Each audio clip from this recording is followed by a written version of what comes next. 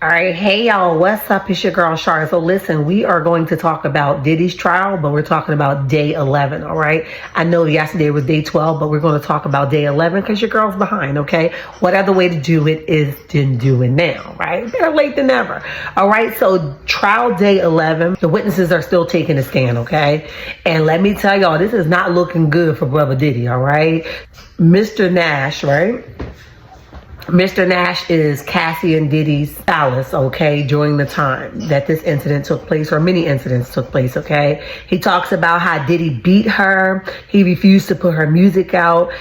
He even threatened to get her parents fired from their job, and he threatened to send the parents sex tapes of her on numerous occasions, okay? There also was a young lady by the name of Mia, okay, who didn't really want to be seen, but also is considered to be victim number 4, all right?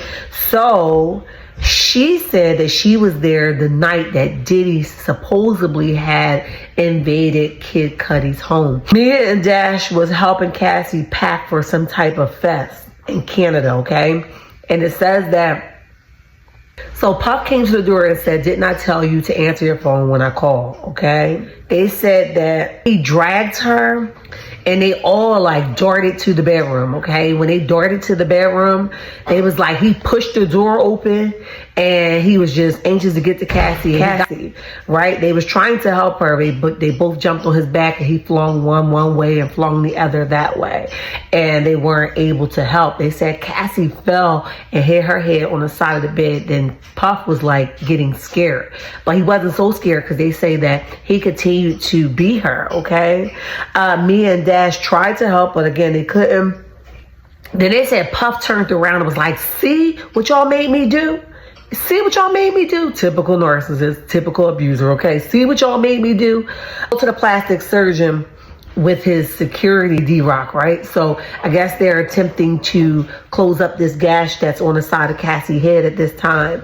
But when he saw Cassie the next day, like FaceTime, he says that she had still that little gash on her eyebrow, right? Then it goes on to say that Puff then attacked Cassie again while him and Cassie was cooking, dragged Cassie by her hair, and because he didn't have hair, Puff basically stopped him instead of dragging him by the hair, okay, and sent him to wait downstairs. While waiting, Puff called them while they were driving away and told them to wait. Puff comes to the window and tells them, "I've already sent a copy of the sex tape to Cassie's parents' job, and her brother is a bitch." Now, I don't know what the brother had to do with this and why that was relevant, but that's what Puff said. Her brother's a B, and he's already sent a copy of this sex tape to the parents' job, okay? Nash also went on to say, Nash said that he got Cassie a taxi to the hotel because Ubers was not popular during that time, so he got her a taxi to the hotel.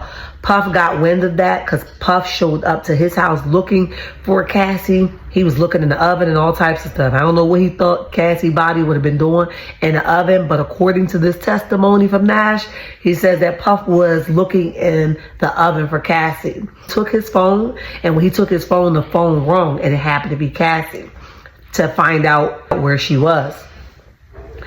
Puff was like, "Let's go there," right? Staff stayed there. He said they go there, and he went to the hotel room with D-Rock and Tony, and Cassie was afraid, and she jumped up like frightened, and she threatened that she would jump from that balcony, right? They said she even walked towards the balcony to jump, right? Because she was that afraid. Nash said that when he left, Puff security followed him, and he turned off his lights and like sped through really fast and drove through extremely fast, I guess, so they couldn't catch up with him. He said that he was afraid to go home that night, so he stayed out that night, and then he went home the next day. And when he went home the next day, he noticed that his backpack was missing. This backpack was a backpack that he kept. It had $1,000 on it, so if anything happened with Puff and his team, anything like that, he'll be able to get a hotel without it being traced. He can just pay cash for it. So he was already always on go. He was already on some type of get ready type time, right? Then they moved on They talked about repeated abuse with Cassie and him repeatedly. I don't feel like I need to become redundant with that. But I also know that he talks about Cassie's 29th birthday. And on Cassie's 29th birthday, they said Cassie told Nash that Diddy was mad that she didn't want to do a freak off, right? But, you know, eventually she gave in, she did it, and they was packing their things to go to the hotel to get it all done, right? And Diddy made a comment like, you gonna get this DICK tonight. I said, huh? So that's the comment that Diddy made. So I guess it was booked and away they went, right? They go on to talk about Cassie didn't want to do it, but she had to do it. And it was his first time actually hearing Cassie say out loud a freak off, right? And that was pretty much it, the gist of this particular day 11 in trial with Diddy.